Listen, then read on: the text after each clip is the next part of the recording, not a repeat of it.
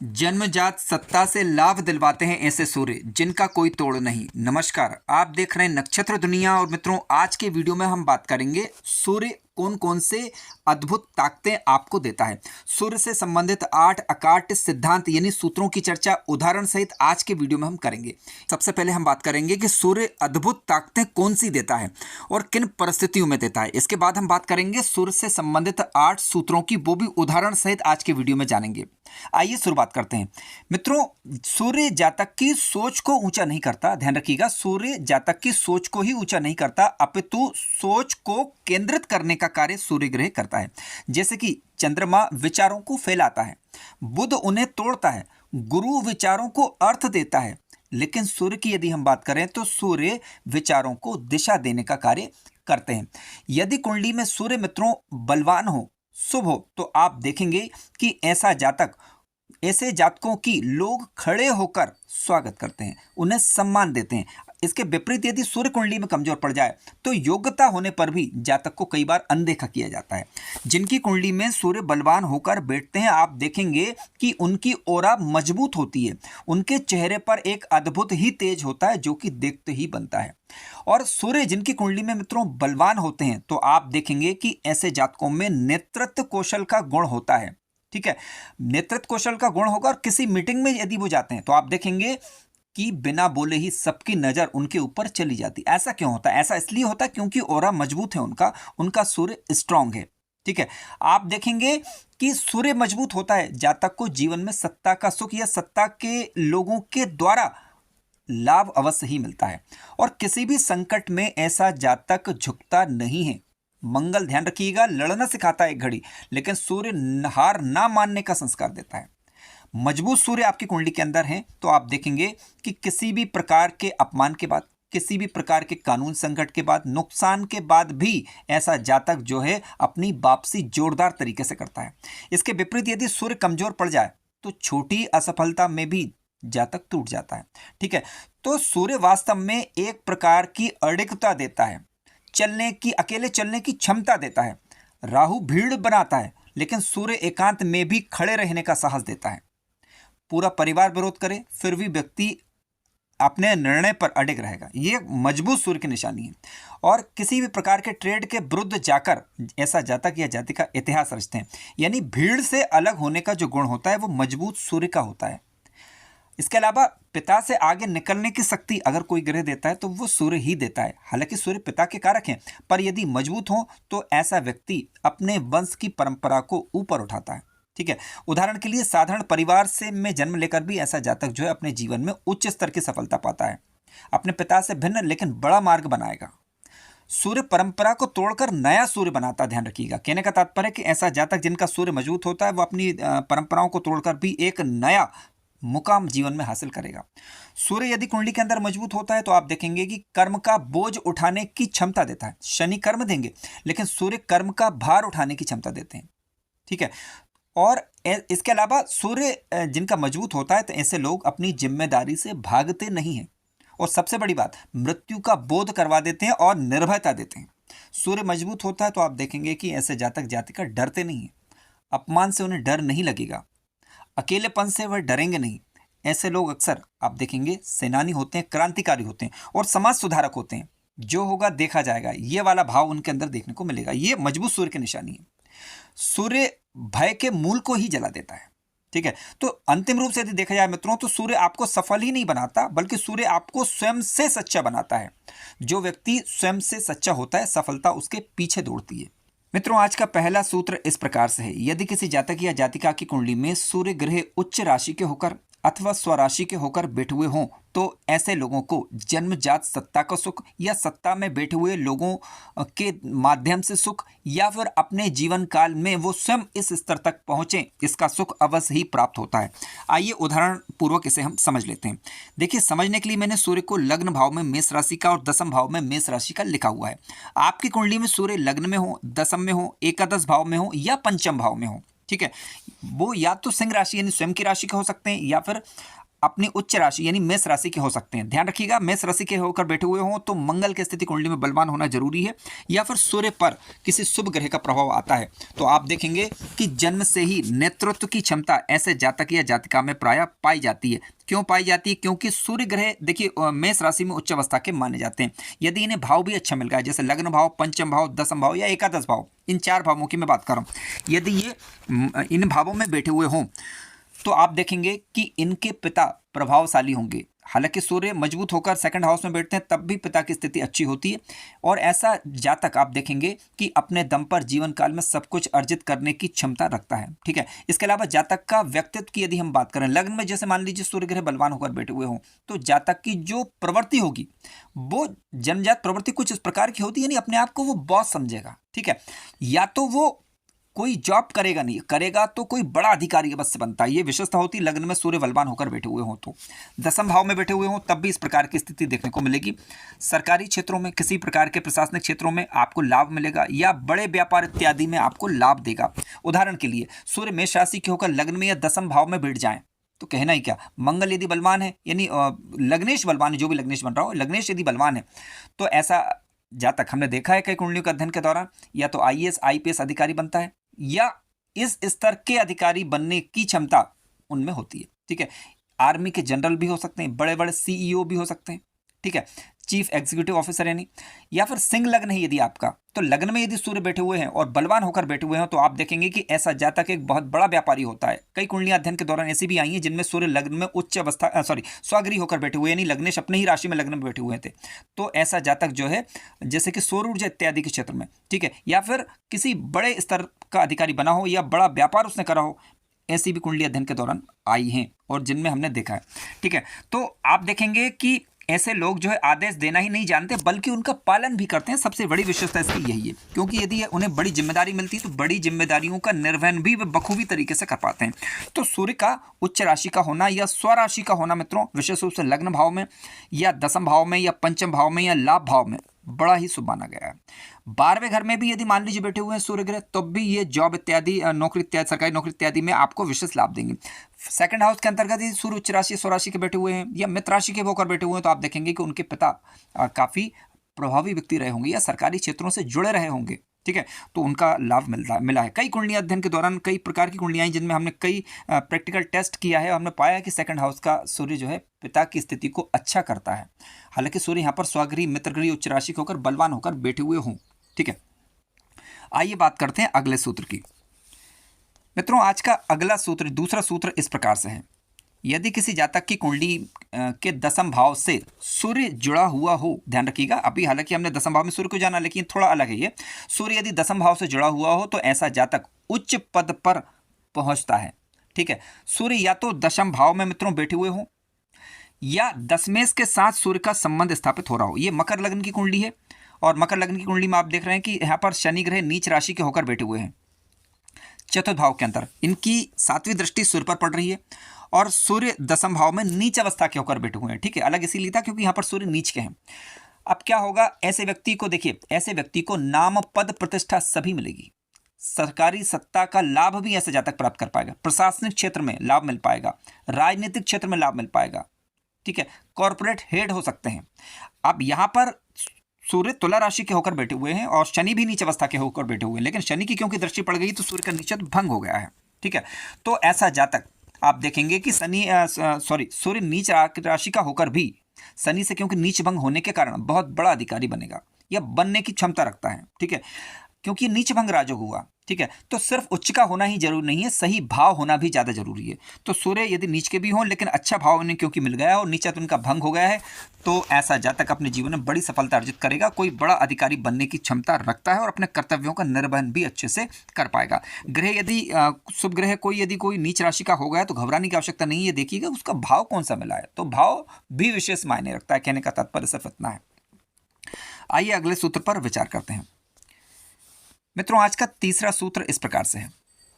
देखिए, तीसरा सूत्र है हमारा आज का, सूर्य और बृहस्पति के द्वारा बनने वाला योग, जिसे राजयोग कहा गया है। एक प्रकार का राजयोग ही है क्योंकि सूर्य और गुरु आपस में नैसर्गिक रूप से मित्र ग्रह हैं। अब दोनों की युति बनेगी तो काफ़ी अच्छा रिजल्ट करेगी। हालांकि ये अच्छे भावों के अंदर ये युति बनती है, जैसे कि केंद्र या त्रिकोण के भावों में युति बने, या फिर धन भाव या लाभ भाव में युति बन जाए, लेकिन कोई ग्रह नीच अवस्था का कम से कम ना हो, ध्यान रखिएगा। और नीच अवस्था का है तो नीचत भंग होना चाहिए, ठीक है। तो सूर्य और गुरु की युति जब बनती है तो जातक को देगी क्या, ये समझ लेते हैं। मैंने यहाँ पर समझने के लिए केवल सूर्य को और गुरु को दूसरे और 90 भाव में लिखा है। देखिए, सूर्य और गुरु की युति बनेगी तो नैतिक सत्ता देगी। सूर्य सत्ता का कारक ग्रह, लेकिन गुरु साथ में बैठ गया तो नैतिक सत्ता यानी नैतिक पतन सूर्य यहाँ पर गुरु यहाँ पर नहीं होने देंगे, ठीक है। और जो धन हैगा, अब गुरु धन के कारक भी हैं, तो जो धन मिलेगा वो सम्मान के साथ धन मिलेगा, ठीक है। मेहनत किया हुआ धन मिलेगा और मान सम्मान के साथ धन आएगा। आप अच्छे नीति निर्माता होंगे, बड़े उद्योगपति भी आप हो सकते हैं, मंत्री स्तर की सफलता भी आपको मिल सकती है यदि सूर्य और गुरु जैसे ग्रह विशेष रूप से 10वें भाव या 11 भाव में बैठ जाएं। और लग्नेश बलवान होना चाहिए। ध्यान रखिए, मंत्री बनना कोई आसान काम तो नहीं, लेकिन इसके लिए लग्नेश यदि मजबूत हैं, और सूर्य और गुरु की युति बनी हुई है 10वें भाव, 11 भाव, 9वां भाव, तो ये राजयोग से कम नहीं होती है। निश्चित रूप से अगर ग्रहों की दशाएं समय पर आए और ग्रह बलवान हो तो लाभ अवश्य दिलवाती हैं। सूर्य गुरु की युति मित्रों बनती है तो सरकारी ठेके इत्यादि लेने में लाभ मिलता है, ठीक है। सरकारी ठेके इत्यादि से लाभ होता है और राजकीय संरक्षण से धन मिलता है, ठीक है। और सूर्य गुरु की युति 9वें भाव में बैठ गई, मान लो 9वें भाव में दोनों युति बनाकर बैठ गए, तो 9वां माने भाग्य, तो भाग्य और प्रसिद्धि दोनों मिलेगी आपको। आप देखेंगे कि ऐसे लोग कानून से ऊपर तो नहीं, लेकिन कानून बनाने वाले भी होते हैं। सत्ता में बैठे हुए लोग जो विधानसभा या लोकसभा या राज्यसभा या विधान परिषद, जिनमें भी ऐसे राजनेता हैं जिनके सूर्य और गुरु मजबूत हैं, आप देखेंगे कि वो लोग जो है कानून बनाने की क्षमता रखते हैं, यानी कानून बनवाने में उनका योगदान होता है। तो काफ़ी बढ़िया युति ये कही गई है। आइए बात करते हैं अगले सूत्र की। मित्रों, आज का चौथा सूत्र इस प्रकार से है। यदि किसी जातक की कुंडली में सूर्य और मंगल की युति बनी हुई हो, सूर्य और मंगल की युति, आप दोनों, क्योंकि सूर्य और मंगल नैसर्गिक रूप से मित्र ग्रह हैं, तो क्या हो गया, ये ताकत और निर्णय लेने की एक अद्भुत क्षमता ऐसे जातक या जातकाओं में प्रायः होती है। सूर्य और मंगल, ध्यान रखिएगा कि अग्नि तत्व के ग्रह हैं, ज़्यादा बलवान नहीं होना चाहिए दोनों ग्रह। दोनों ग्रहों के पास बल तो हो, लेकिन इतना भी नहीं हो कि पता चला कि, क्योंकि अग्नि तत्व का ग्रह जिस घर में बैठेंगे उस घर में कोई ना कोई दिक्कत थोड़ी जरूर देते हैं। ये मैं पहले से स्पष्ट करता हूँ ये बात।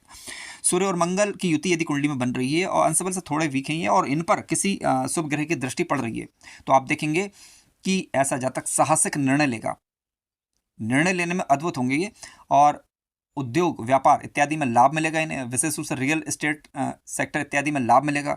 रक्षात्मक कार्यों से संबंध यदि आप रखते हैं तो उनमें लाभ देंगे, तकनीकी बिजनेस इत्यादि में लाभ देंगे, और किसी भी प्रकार के रिस्क लेने की क्षमता होगी। विशेष रूप से आप देखेंगे कि सूर्य मंगल की युति यदि कुंडली के 10वें भाव में हो, 11 भाव में हो, 9वें भाव में हो, तो ज़्यादा अच्छा रिजल्ट यहाँ पर करेगी, ठीक है। लग्न में हम उतना अच्छा नहीं मानेंगे, हालांकि मैंने लिख दिया इस वीडियो के अंदर, लेकिन लग्न में और चतुर्थ में उतनी अच्छा नहीं मानेंगे। क्यों? क्योंकि लग्न व्यक्ति का मस्तिष्क यानी दिमाग को गर्म करने वाली स्थिति भी कई बार बन जाती है। तो 10वें भाव, 9वें भाव, 11 भाव में ज़्यादा अच्छा रिजल्ट करती है। हालांकि 5वें भाव में युति बनती है तब भी ठीक है, रिजल्ट आपको अच्छा ही करेगी, लेकिन जितना अच्छा रिजल्ट 10वें में, 9वें में या 11 भाव में मिलेगा, उतना अच्छा रिजल्ट अन्य भावों में मिलने में थोड़ी समस्या रहती है। शुभ ग्रह की दृष्टि है तो लाभवश मिल जाएगा। सूर्य मंगल साथ में है तो कोई बड़ा कॉन्ट्रैक्ट इत्यादि में मिलने में आपको फायदा होगा, और आप अच्छे बिल्डर हो सकते हैं। इस क्षेत्र से आप संबंध रखते हैं तो लाभ मिलेगा। आर्मी ऑफिसर यदि आप हैं तो आपके लिए बहुत सुफलकारी है युति, सूर्य और मंगल की युति बन रही है तो, ठीक है।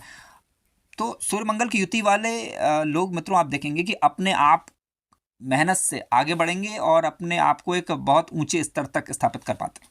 ये लोग डर से नहीं बल्कि डर पैदा करके आगे बढ़ते हैं, ये खासियत होती है उनकी, ठीक है। डर से नहीं डरेंगे, डर पैदा करके आगे बढ़ेंगे। आइए बात करते हैं अगले सूत्र की। मित्रों, आज का अगला सूत्र है और 5वां सूत्र इस प्रकार से है। देखिए, यदि किसी जातक की कुंडली में सूर्य 6ठे भाव में हो, 8वें भाव में हो, या कुंडली के 12 भाव में हो, ठीक है, 6ठे भाव, 8वें भाव या 12 भाव। अब इसमें हम ज़्यादा अच्छा नहीं मानते सूर्य को, लेकिन आप क्योंकि कुछ अच्छा रिजल्ट यहाँ सूर्य यहाँ पर भी करेंगे। यदि सूर्य स्वग्रही होकर, मित्रग्रही होकर, उच्च राशि होकर बैठे हुए हों और शुभ ग्रहों से यदि दृष्ट हो रहे हैं, तो 6, 8, 12 के सूर्य को बुरा मत मानिएगा आप।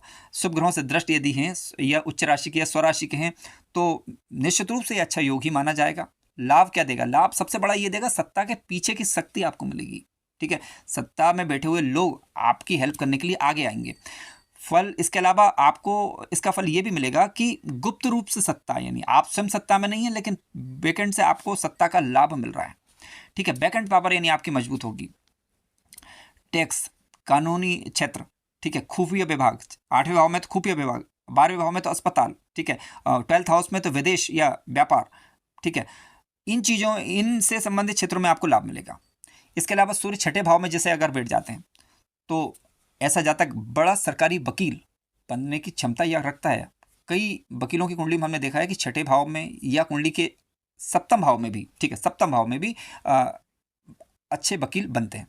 छठे भाव की बात कर रहे हैं तो छठे भाव को ले लेते हैं, सप्तम भाव में भी इस प्रकार की योग होता है। यदि बुधादि योग विशेष रूप बन रहा हो सप्तम भाव में तो अच्छे टैक्स ऑफिसर, ठीक है, यहाँ तक पहुँचने की क्षमता ये रखते हैं। इसके अलावा सूर्य मान लीजिए द्वादश भाव में यदि सूर्य ग्रह बैठे हुए, ठीक है, उन पर शनि की दृष्टि है तो विदेशी कंपनियों का मालिक बनने की क्षमता भी ऐसा जातक रखता है।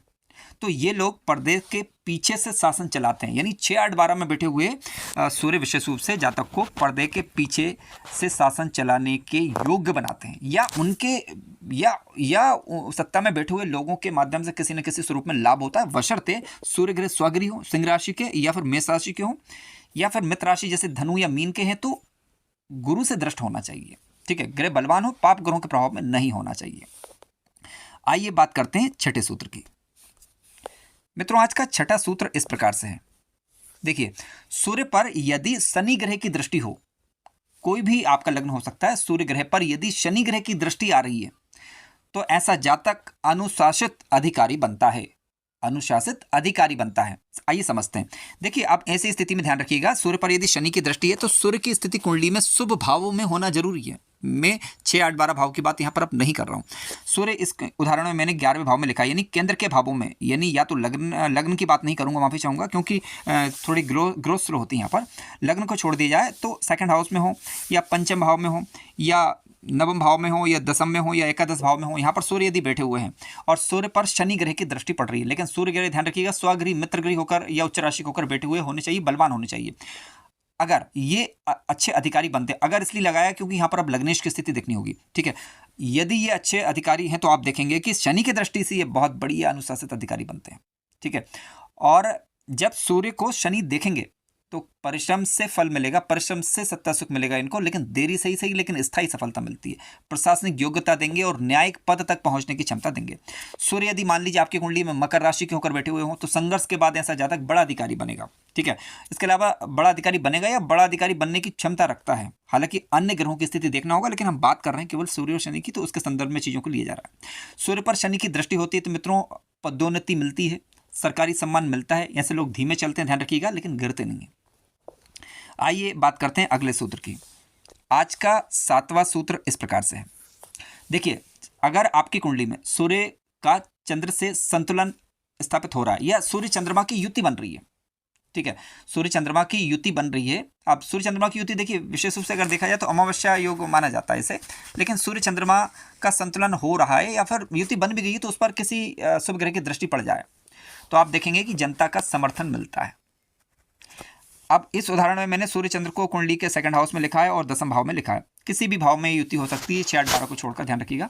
और कोई ग्रह नीच अवस्था का ना हो और बलवान हो अंश बल से और शुभ ग्रह के से दृष्ट होना चाहिए, यह कम से कम युत हो। तो ऐसा जातक अच्छा लोकप्रिय नेता बनने की क्षमता रखता है। चतुर्थ भाव में बनती है क्योंकि जनता का भाव चतुर्थ भाव है, तो आप देखेंगे अच्छा लोकप्रिय नेता बनता है, जनता से जुड़ा व्यापारी बनता है। सूर्य चंद्र की युति दसम भाव में मित्रों बन जाए तो राजनीतिक नेता, ठीक है, मीडिया पर्सन हो सकता है। सूर्य चंद्रमा की युति दूसरे भाव में हो तो बड़ा व्यापारिक परिवार कई बार मिलता है। सत्ता तभी टिकती है, ध्यान रखिएगा, कि जब जनता का साथ हो, ठीक है। राजनीतिक क्षेत्र में नहीं आप आगे बढ़ सकते हैं, हालांकि मंगल की स्थिति और लग्नेश की स्थिति पर विचार जरूर करना होगा।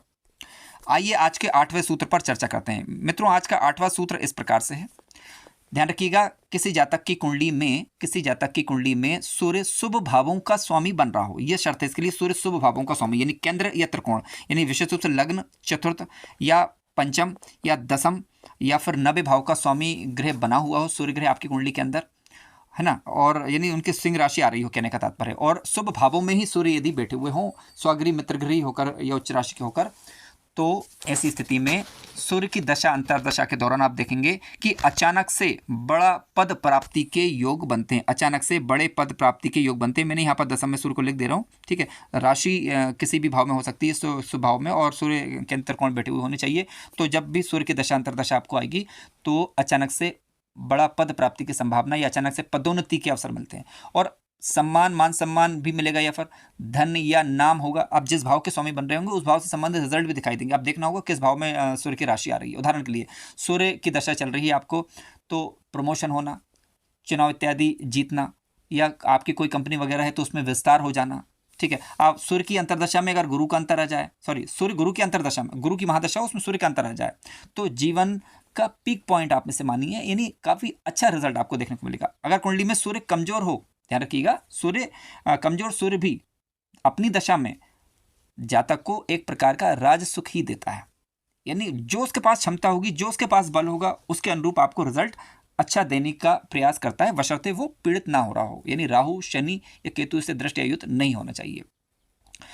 मित्रों, ओवरऑल अगर देखा जाए तो बड़े धनवान या अधिकारी बनने के लिए सूर्य का कुंडली में तेजस्वी होना जरूरी है, पर अहंकारी होना नहीं। अब सूर्य तेजस्वी जब होगा जब सूर्य स्वगृह, मित्रगृह, उच्च राशि होकर कुंडली में बैठा हुआ हो, अंश बल से मजबूत हो, पाप ग्रहों के से दृष्टि आयुत नहीं हो। कुंडली में ध्यान रखिएगा, अक्सर हमने देखा है कि व्यापारी की कुंडली में सूर्य स्वतंत्र होता है, ठीक है, और अधिकारी की कुंडली में सूर्य जो है अनुशासित होता है, यदि सूर्य बलवान हो तो।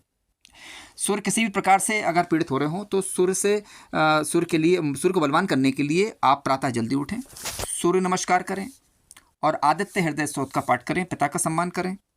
आप देखेंगे कि सूर्य आपका बलवान होने लगेगा। कार्यक्रम ज्ञानवर्धक लगा हो तो लाइक करें, चैनल पर नए हो तो सब्सक्राइब भी करें। धन्यवाद।